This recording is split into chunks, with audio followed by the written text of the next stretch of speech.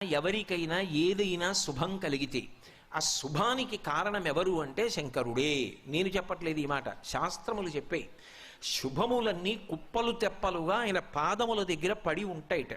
ఆయన అనుగ్రహించాడు అనుకోండి, ఓసారి ఇలా అంటాడు అంటే అది ఎగిరి వెళ్ళి ఇంటికి తోరణంగా పట్టుకుంటాడు. అందుకే ఒక గడుసు కవి ఒక మాట అన్నాడు, నేను ఓ పువ్వు పట్టుకొచ్చి మీ పాదాల మీద వేశాను అనుకోండి, నేను వేసినది ఇది పువ్వు, మీ పాదముల మీద ఉన్నది ఇది పువ్వు.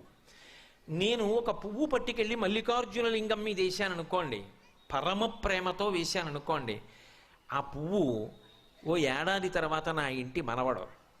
నేను ప్రేమతో వేసిన పువ్వు 2 ఏళ్ల తర్వాత నా ఇంట్లో మనవరాలు. నేను ప్రేమతో వేసిన పువ్వు నేను కట్టుకునే ఒక ఇల్లు. నేను వేసిన పువ్వు నాలో కలిగేటటువంటి భక్తి.